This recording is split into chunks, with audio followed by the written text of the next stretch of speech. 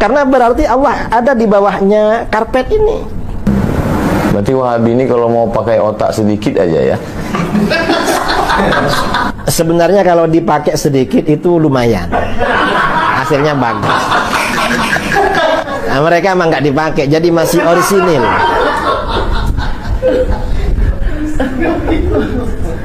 Jadi Kiai, bagaimana umat ini yang sedang perlu persatuan dalam bidang ekonomi, kita diserang babak belur dalam bidang politik, bagaimana komunis bangkit, tapi di dalam kita sedang dihancurkan barisan. Apa kira-kira mungkin nggak ini gerakan ini disusupkan untuk memecah umat Islam dari dalam? Itu jelas itu, bahwa memang kelompok-kelompok radikal itu memang disusupkan untuk memecah kita dari dalam. Iya, dan memang yang mendapat himayah, perlindungan dari mendapat protek dari barat, kemudian juga dana tamwil, itu kan kelompok-kelompok radikal. Besar duitnya, Kiai. Ya gak tahu lah, kayaknya iya. Dulu saya kan nonton video Kiai itu yang katanya ada $2.000. Saya waktu itu punya 1.500. Udah turun atau memang? Gak tahu, kalau itu yang cerita ke saya itu mantan Ustadz Wahabi. Tobat. Dia bilang, saya waktu ceramah di Bogor tuh Ustadz, Kiai tahu berapa gajinya Ustadz Wahabi? Gak tahu. Saya tahu Kiai. Berapa? $1.500. Lo kok tahu? Saya mantan, katanya. Berarti kalau dibuatkan persatuannya bagus juga, Kiai. Persatuan mantan Wahabi tobat. Wahabi, saya kira bagus itu. Tobat. Mungkin Ustadz bisa koordinasi nanti. Termasuk yang tadi yang minta maaf ke saya baru Islam 2016. Sebelum itu saya dikafirkan.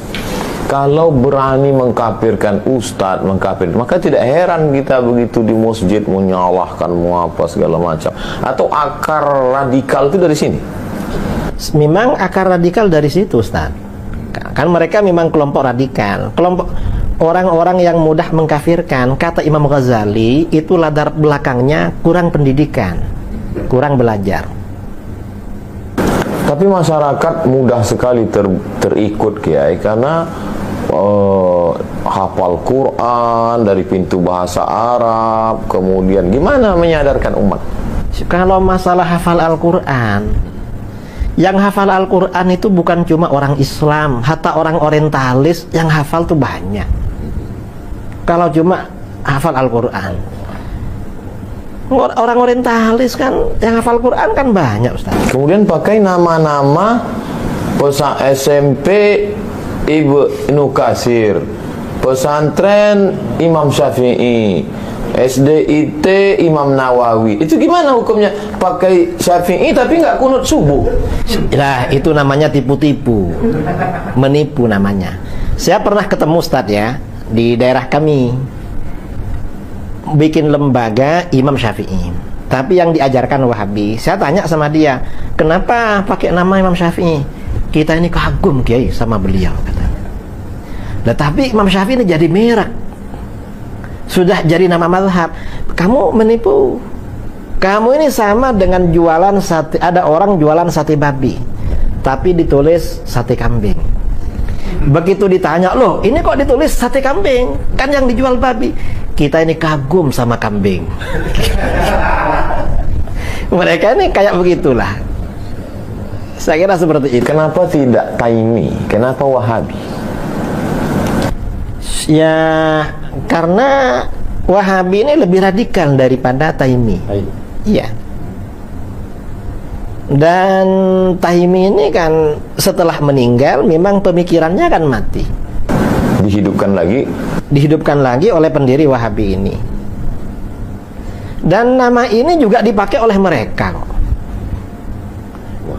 Ulama-ulama Wahabi di dalam kitab-kitabnya menyebut bahwa Wahabi ini merupakan anugerah dari Allah. Untuk membersihkan. Anugerah dan hadiah yang luhur. Cuma sekarang pengikutnya malu dengan nama Wahabi. Akhirnya pakai Salafi. Padahal gurunya bangga dengan nama Wahabi. Muridnya malah Jadi muridnya ini apa? Ukuk ya? Apa ukuk itu? Durhaka pada gurunya itu. Gak mau sama nama kebanggaan gurunya. Sama gurunya saja durhaka.